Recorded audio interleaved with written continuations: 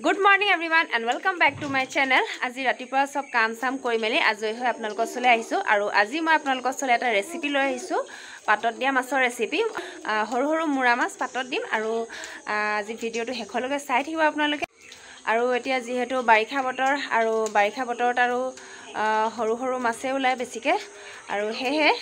আজি মই হৰু মাছ পাতত দিয়া আপোনালোকক দেখুৱাম আৰু ভিডিওটো হেখলৈকে চাই থাকিব আপোনালোকে আৰু জনে জনে পাতত দিয়া মাছ খাই ভাল পায় বিশেষকৈ তেওঁলোকৰ কাৰণে বনাইছো আৰু তেওঁলোকে মোৰ ভিডিওটো হেখলৈকে চাই থাকিব তেনেহলে বলক দেৰি নকৰি মোৰ ভিডিওটো ষ্টাৰ্ট কৰোঁগৈ এতিয়া প্ৰথমতে মই কলপাত এখিলা কাটি লওঁ ইমানটা হ'ব দিছিলে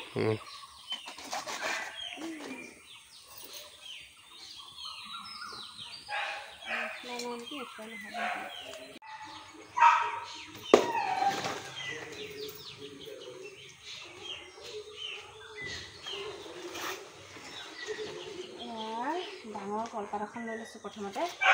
আৰু ইয়াতে মই সব দি পেলাই পাতত দিম এটা এইফালে মই এয়া বিলাহী ছিঙি লওঁ বিলাহী গছজোপা অকণমান মুৰহি গৈছেগে যিহেতু দিন হৈছেগে সেইটো কাৰণে তথাপিও লাগি আছে এয়া বহুত কেইটাই পকি আছে দেখিছেনে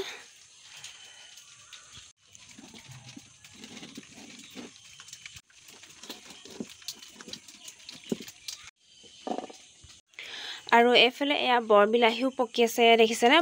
বৰবিলাহীও আমাৰ এবাৰ কেবাজোপাও লাগিছিলে আৰু এইফালে এয়া পকি আছে আৰু বেছিকৈ পকিব দিলে মানে কি হয় বেয়া হৈ যায় সেইটো কাৰণে ইমানতে মই ছিঙি লওঁ এয়া দেখিছেনে বৰবিলাহী আৰু কণবিলাহীও ছিঙি ল'লোঁ কেবাটাও লাগি আছিলে এয়া বৰবিলাহী আৰু লগতে এয়া জলকীয়াও ছিঙি লওঁ পাতত দিবলৈ যিহেতু জ্বলা লাগিবই আৰু জ্বলাটো নহ'লে ভাল নালাগিব খাবলৈ সেইটো কাৰণে এয়া জ্বলাও ছিঙি লৈছোঁ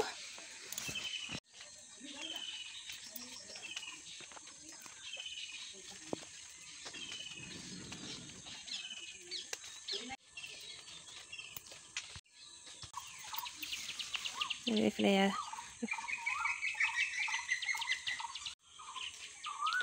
অলপমান পকাবিলাকো ছিঙি দিছোঁ নহ'লে আকৌ বেছিকৈ পকি গ'লে চৰাই খাই দিয়ে মানে সেইটো কাৰণে এয়া ইমান পকাতে ছিঙি দিছোঁ এয়া দেখিছেনে এয়া জলকীয়াও ছিঙি ল'লোঁ আৰু লগতে এয়া বৰবিলাহী আৰু কণবিলাহীও ছিঙি ল'লোঁ এতিয়া এই মাছখিনি মই ধুনীয়াকৈ বাছি মেলি ধুই লৈছোঁ আৰু এইফালে এয়া বিলাহী কেইটামান আৰু লগতে এয়া নহৰু কেফুটমান এৰুৱাই লৈছোঁ আৰু এয়া জলকীয়া লৈ লৈছোঁ পকা জলকীয়া 4টামান আৰু এতিয়া এয়া প্ৰথমে কলপাতখন অকণমান গেছত এয়া লেলাই লৈছোঁ তেতিয়া ফাটি নাযায় মাছকেইটা পেকিং কৰোঁতে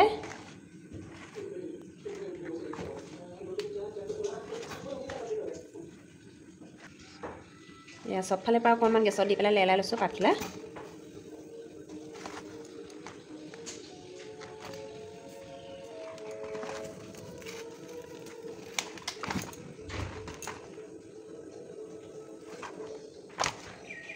আৰু লগতে এয়া এখিলা হালধি পাতো লৈ লৈছোঁ গোন্ধটো ধুনীয়া আহিবলৈ কাৰণে এতিয়া এয়া মই প্ৰথমতে হালধি পাতখন আগত দি লৈছোঁ যাতে মাছকেইটাত হালধি পাতৰ গোন্ধটো সোমাই যায় এয়া ধুনীয়াকৈ লৈ ল'লোঁ এয়া প্ৰথমতে মই এয়া মাছকেইটা ইয়াত দি দিছোঁ অকল মুৰা মাছকেইটা লৈছোঁ এয়া আৰু ইয়াৰ পাছত মই এয়া কণবিলাহীকেইটাও ইয়াতে দি দিছোঁ কণবিলাহীকেইটা গোটা গোটাকৈ দি দিছোঁ এয়া তাৰপাছত এয়া কেইটামান নহৰু দি দিছোঁ আৰু লগতে এয়া পকা জলকীয়া 4টা দি দিছোঁ ইয়াতে মই অকণমান নিমখ দিছোঁ এয়া সোৱাদ অনুসৰি নিমখ অকণমান দি দিছোঁ ইয়াত তাৰপাছত এয়া অলপমান জালুক পিচি থোৱা আছিলে জালুকৰ গুড়ি দি দিছোঁ এয়া যিহেতু এতিয়া ডাৱৰীয়া বতৰ অকণমান জালুক দিলে ভাল লাগিব আৰু এয়া শেষত মই অকণমান এয়া মিঠাতেল দি দিছোঁ আৰু বেলেগ একো বস্তু নিদিওঁ অকল এয়া নহৰু জলকীয়া আৰু লগত কণবিলাহী অকণমান জালুক দি দিছোঁ আৰু এতিয়া গোটেইখিনি মিক্স কৰি দিওঁ ধুনীয়াকৈ সানি লৈছোঁ এয়া চবতে নিমখ আৰু জালুক আৰু লগতে মিঠাতেলৰ টেষ্টটো যাতে আহে চবতে লাগি যাবলৈ কাৰণে এয়া ধুনীয়াকৈ সানি লৈছোঁ এতিয়া ইয়া মাছখিনি ধুনীয়াকৈ ইয়া পেকিং কৰি পেলাই টোপোলা বনাই লওঁ সব ফালে পৰা পেকিং কৰি দিছোঁ যাতে ওলাই যাব নোৱাৰে আৰু ইয়া লাষ্টত ডাঙৰ কলপাত এখিলা মেৰিয়াই দিছোঁ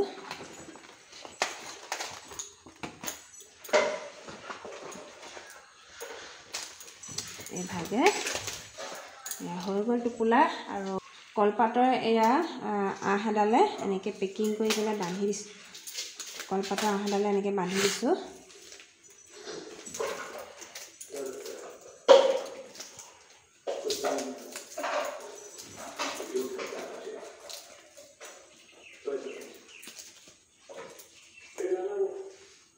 এয়া আমাৰ মাছৰ টোপোলা ৰেডি হৈ গ'ল এইফালে মই এয়া কেৰাহীখন পাতি দিলোঁ আৰু কেৰাহীখনত অকণমান তেল লগাই লৈছোঁ লাগি নাযাবলৈ কাৰণে চাৰিওফালেকে তেল অকণমান লগাই লৈছোঁ যাতে কলপাতখন লাগি নাযায় কেৰাহীখনত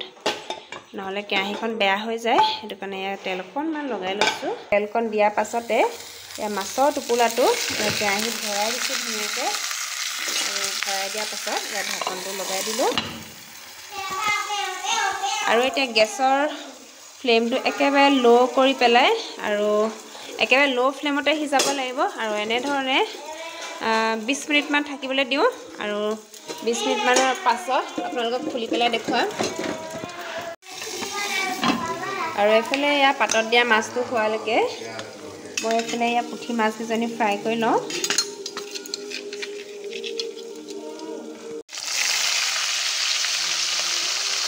এফালে এয়া পুঠি মাছ ফ্ৰাই কৰি আছোঁ আৰু এয়া পাতত দিয়া মাছখিনি অকণমান এবাৰ লুটিয়াই দিওঁ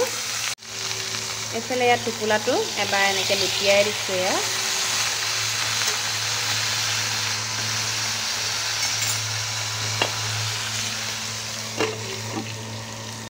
এইফালে এয়া মাছ ফ্ৰাই হৈ গ'ল এয়া দেখিছেনে এফালে এয়া মাছটো ৰেডি হৈ গ'ল আৰু এতিয়া ইয়া টোপোলাটো খুলি পেলাই চাই লওঁ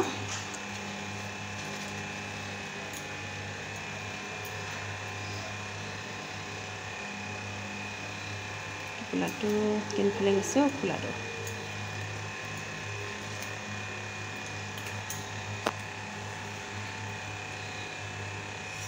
এইফালে এয়া আমাৰ পাতত দিয়া মাছ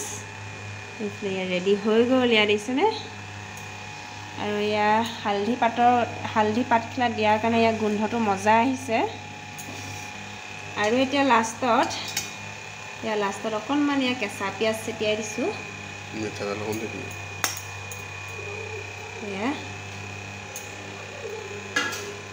এতিয়া এয়া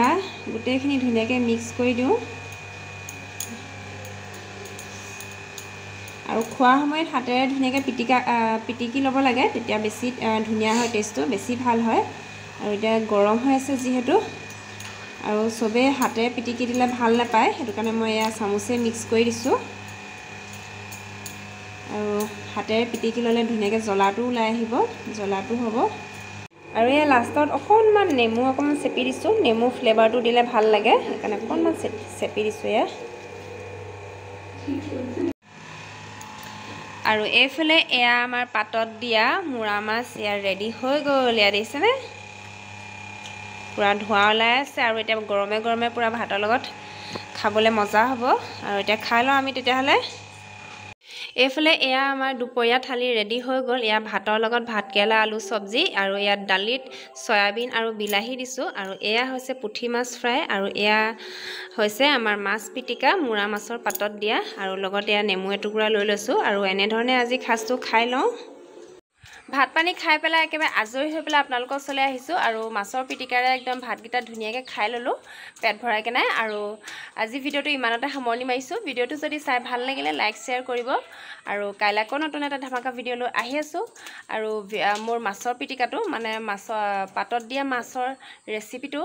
যদিহে ভাল লাগিলে আপোনালোকে কমেণ্ট কৰিবলৈ নাপাহৰিব আৰু আজি কাৰণে তেনেহ'লে ইমানতে সামৰণি মাৰিছোঁ বাই বাই